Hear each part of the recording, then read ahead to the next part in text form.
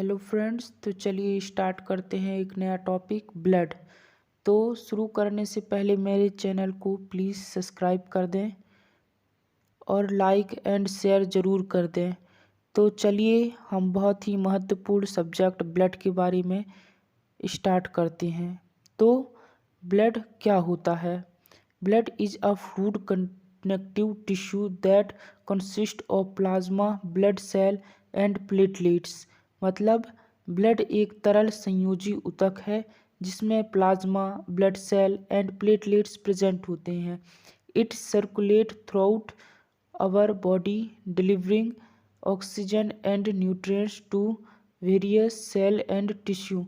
मतलब यह हमारे बॉडी में सर्कुलेट होते रहता है एंड न्यूट्रिएंट्स एंड ऑक्सीजन को डिलीवरी करता है हमारी बॉडी में। It makes up 8% of our body weight and average adult process around 5 to 6 litre of blood. तो यह हमारी बॉडी वेट के 8% मौजूद होता है। एवरेज एडल्ट में 5 से 6 लीटर ब्लड होता है, प्रेजेंट होता है। अब आइए जान लेते हैं रक्त के कार्य। रक्त एक विशिष्ट शरीर द्रव्य है। इसके 4 प्रमुख घटक हैं: प्लाज्मा, लाल रक्त कोशिकाएं, श्वेत रक्त कोशिकाएं और प्लेटलेट्स। रक्त के कई अलग अलग कार्य हैं जिनमें शामिल है फेफड़ों और ऊतकों को ऑक्सीजन और पोषक तत्वों का परिवहन, अतिरिक्त रक्त हानि को रोकने के लिए रक्त के थक्के बनाना, संक्रमण से लड़ने वाली कोशिकाओं और एंटीबॉडी को ले जाना, अपशिष्ट उत्पादों को गुर्दे और यकृत में लाना जो रक्त को फिल्टर और साफ करते हैं, शरीर के तापमान को नियंत्रित करता है। रक्त जो शिरांश, धमनियों और कोशिकाओं के माध्यम से चलता है, पूरे रक्त में रक्त के रूप में जाना जाता है। लगभग 55% प्लाज्मा और 45% रक्त कोशिका होती है।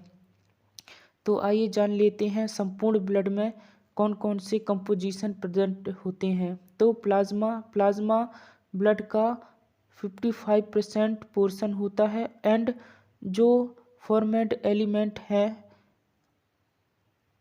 एरिथ्रोसाइट, ल्यूकोसाइट एंड प्लेटलेट्स, यह 45% प्रेजेंट होते हैं। तो प्लाज्मा ब्लड का लिक्विड पार्ट है जिसमें अमीनो एसिड, नाइट्रोजनस वेस्ट और फिर nutrients, electrolytes, protein, gases, albumin, fibrinogen, globulin, यह प्रोटीन के पार्ट हैं, यह प्रेजेंट होते हैं। एंड जो प्लाज्मा होता है वह एंटीकोगुलेंट, ब्लड को रूम टेम्परेचर में रखने के बाद में इसको सेंट्रीफ्यूज करते हैं तब प्राप्त होता है।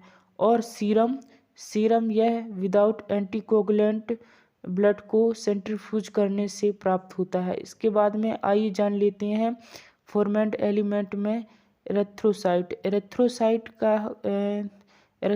को रेड ब्लड सेल कहते हैं। यह इसका लाइफ साइकिल 120 डेज का होता है एंड इसका साइज बाइकॉन्केव होता है, 7.45 के डायमीटर का होता है।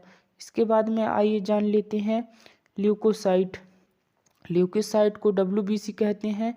इसका कलर सफ़ेद होता है एंड इसके 2 पार्ट हैं और इसका जो लाइफ साइकिल है वो 1 से 3 डेज का होता है। एंड इसके पार्ट हैं ग्रेनुलोसाइट जिसमें ग्रेन्यूल्स प्रेजेंट होते हैं, न्यूट्रोफिल, बेसोफिल, इस्नोफिल। और दूसरा पार्ट है अग्रेनुलोसाइट, इसमें प्रेजेंट होते हैं इसमें ग्रेन्यूल्स प्रेजेंट नहीं होते, यह होते हैं लिम्फोसाइट और मोनोसाइट। ठीक है। इसके बाद में यह जो ल्यूकोसाइट होता है वह WBC कहते हैं और इन सब का निर्माण जो होता है बोन मैरो में होता है।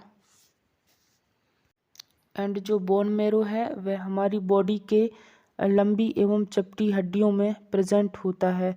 बोन मैरो से ही stem cell, pluripotent haematopoietic stem cell का निर्माण होता है और स्टेम सेल से यह सब सेल बनते हैं। अब आइए जान लेते हैं प्लेटलेट्स के बारे में। प्लेटलेट्स को थ्रोम्बोसाइट भी कहा जाता है। लाल रक्त कोशिकाओं और सफ़ेद रक्त कोशिकाओं के विपरीत प्लेटलेट्स वास्तव में कोशिकाएं नहीं हैं, बल्कि कोशिकाओं के छोटे टुकड़े हैं।